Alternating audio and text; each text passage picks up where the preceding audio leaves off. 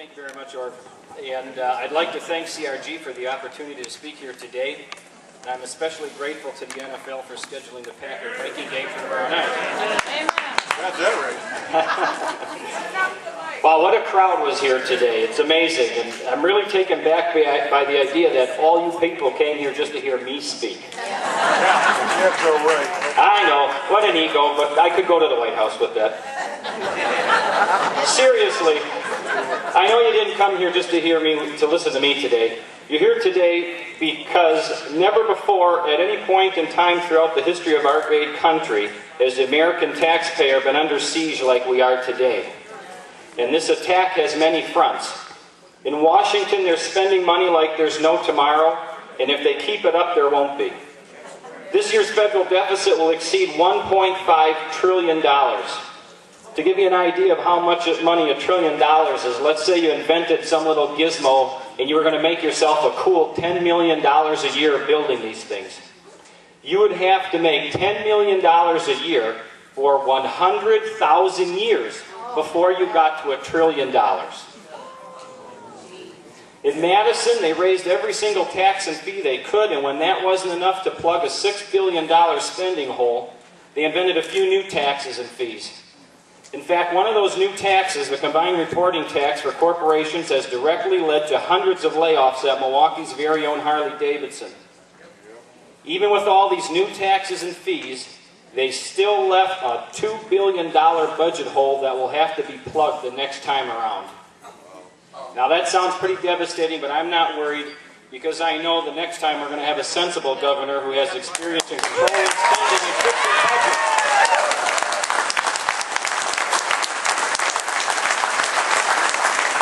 It's no secret that we're in very trying economic times. The past 16 months have proven to be one of the harshest economic recessions our country has seen in decades. As a result, individuals, families, and businesses alike have all been forced to make major cutbacks in order to ride out this financial storm. Some of these sacrifices have been voluntary, such as postponing a vacation, eating out less, or putting off major purchases, while others, such as losing a job or laying off employees, have not been by choice. It is now government's time to step up to the plate and make cutbacks of its own so as not to burden the taxpayers even more. In preparing the 2010 budget, Milwaukee County faces a $90 million deficit even before putting pencil to paper. Making matters worse is the fact that the structural deficit is expected to explode to a $153 million annual shortfall by 2014. A decrease in shared revenue from the state, combined with shrinking sales tax revenue resulting from the slow economy, together with increases in operating expenses, labor, and fringe benefit costs will put severe pressure on the county's finances for the foreseeable future. Over the next 5 years, county expenses are forecasted to grow by 5.5% annually on average, but our revenue is only going to grow by 3.5% annually. That gap gets bigger every year.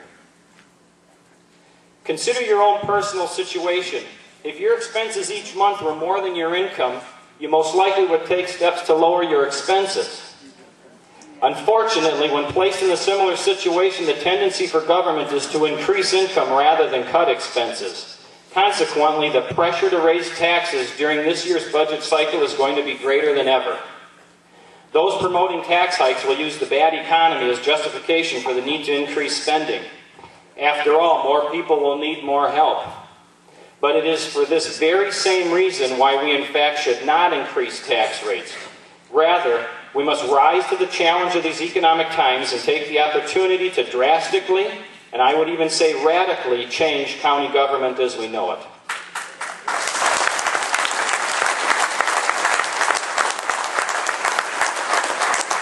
Now is the time to turn our lemons into lemonade.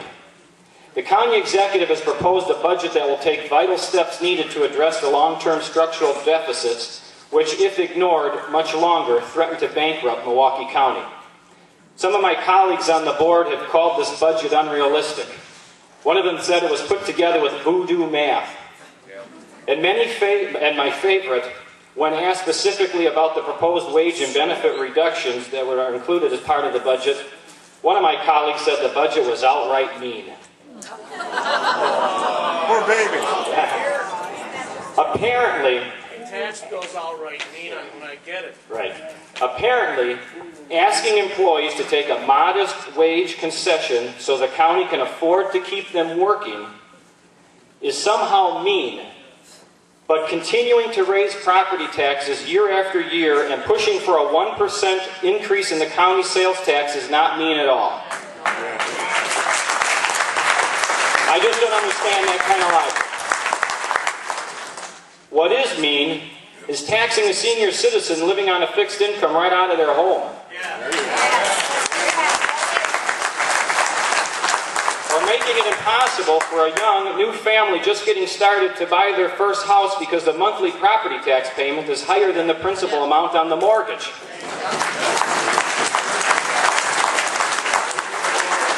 As far as voodoo math goes, band-aiding up a budget each year to keep the county on life support, all the while ignoring our long-term structural deficit problem, expecting that it will magically disappear, that's voodoo math.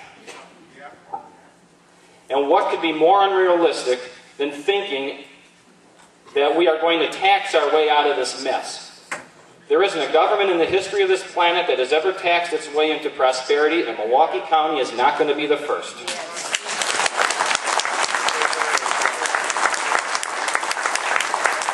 No, the county executive's budget isn't mean, it wasn't put together with voodoo math, and it is not unrealistic.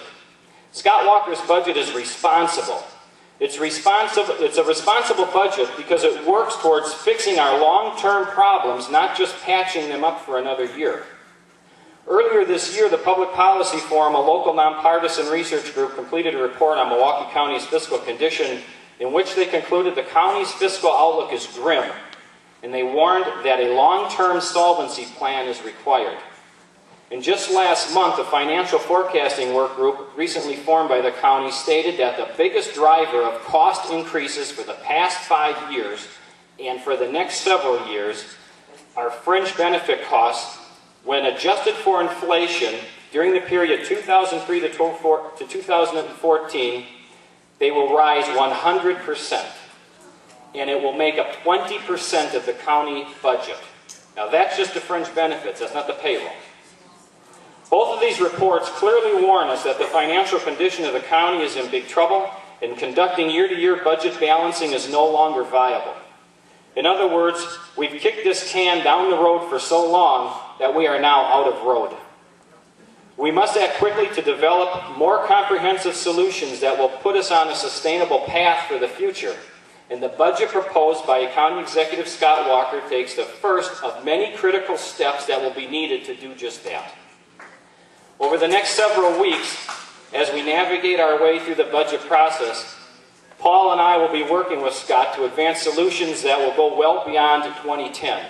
It is imperative that we confront the long-term structural deficits predicted for Milwaukee County by first reevaluating exactly what role Milwaukee County government needs to play in the future, then by enacting true reforms that will increase our efficiency and improve our accountability to the taxpayers and the citizens of Milwaukee County. Thank you very much.